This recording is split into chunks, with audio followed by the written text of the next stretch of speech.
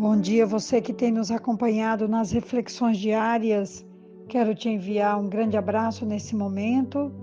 Estamos caminhando para o dia 12 de março, o nosso dia D, o dia do primeiro aniversário. Estamos sonhando com esse dia, temos uma bela surpresa. Quero que você fique aguardando. E hoje nós queremos falar sobre uma das marcas da Igreja do Novo Testamento. Também era uma marca exigida por Deus no Antigo, mas ela se evidencia de forma extraordinária no Novo Testamento. E hoje, para nos inspirar nessa dinâmica, o relato da vida de Dorcas, ou Tabita, está em Atos dos Apóstolos, capítulo 9, a partir do versículo 36. Diz assim: em Jope havia uma discípula chamada Tabita, que em grego é Dorcas, que se dedicava a praticar boas obras e dar esmolas. Naqueles dias ela ficou doente e morreu, e seu corpo foi levado e colocado num quarto do andar superior.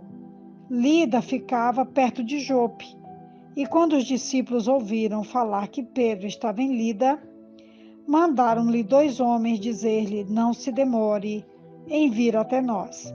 Pedro foi com eles e, quando chegou, foi levado para o quarto do andar superior.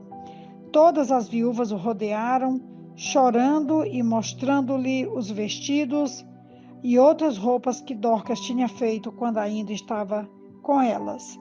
Pedro mandou que todos saíssem do quarto, depois ajoelhou-se e orou. Voltando-se para a mulher morta, disse: Tabita, levante-se. Ela abriu os olhos e, vendo Pedro, sentou-se.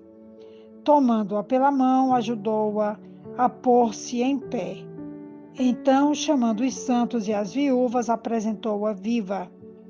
Esse fato se tornou conhecido em toda a cidade de Jope, e muitos creram no Senhor.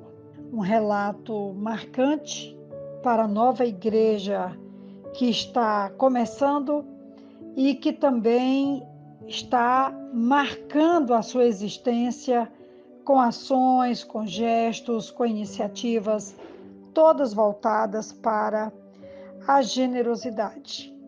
Nós temos aqui a história notável dessa mulher pelas suas boas obras e esmolas que fazia, e essa é uma consequência do Evangelho.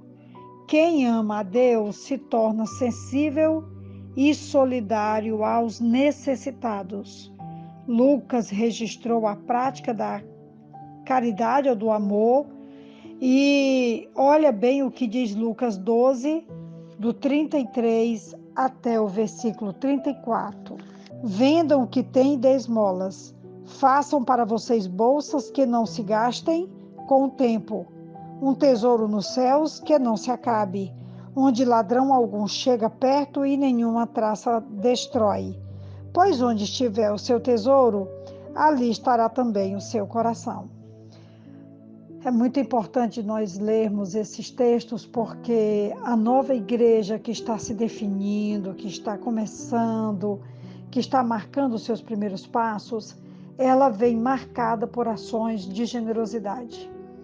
Dorcas é só um pequeno exemplo de como a igreja que estava começando. O texto diz que as viúvas que ela generosamente abençoava, costurava e socorria, depois que ela morreu, quando mandaram chamar Pedro, elas puderam mostrar as vestes, os vestidos, e elas também puderam mostrar para Pedro como Dorcas tinha trabalhado, como Dorcas tinha cuidado, como Dorcas tinha se doado para que aquelas mulheres pudessem ser socorridas, abençoadas e também privilegiadas. Nós sabemos que Dorcas marcou a sua existência com essas ações de generosidade voltada para socorrer o pobre, para socorrer os outros, para socorrer os mais vulneráveis.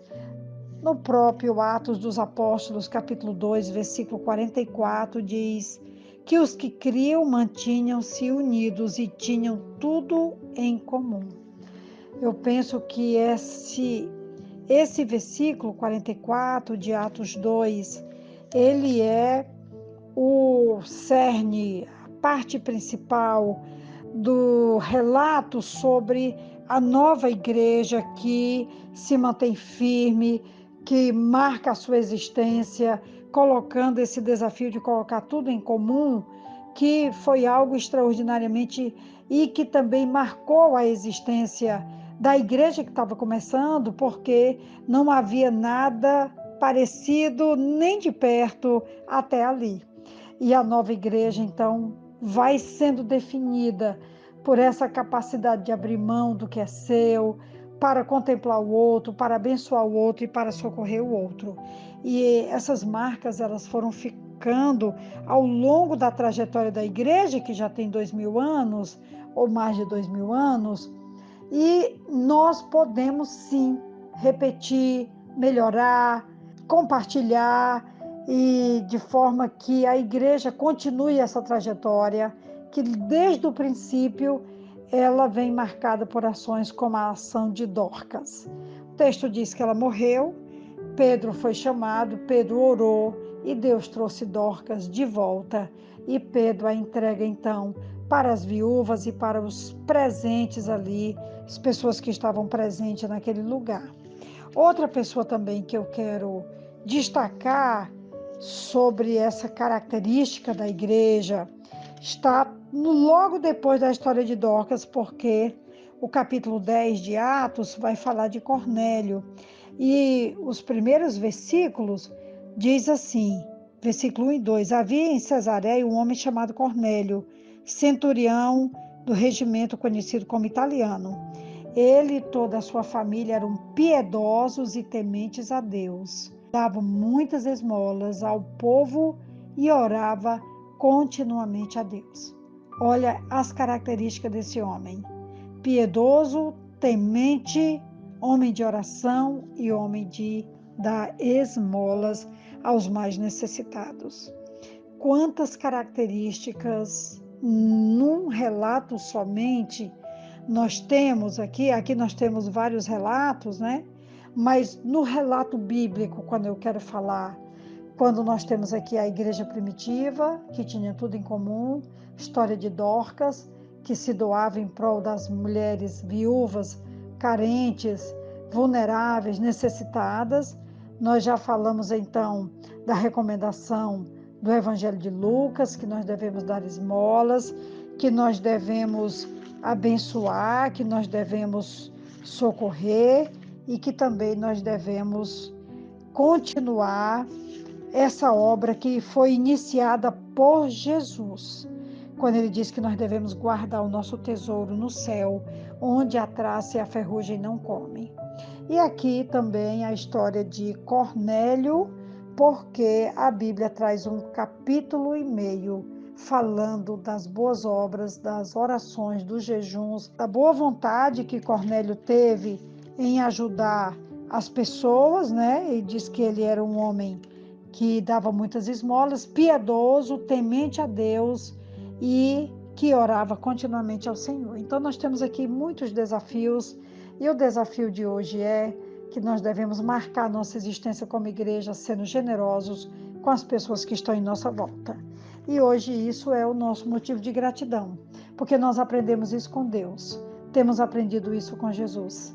E eles são os nossos mestres, eles são os nossos motivadores, incentivadores, e nós, olhando para eles, nós vamos fazer tal qual. Que Deus nos abençoe.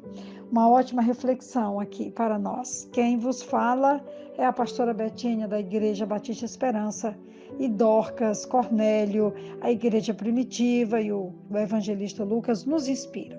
Um grande abraço.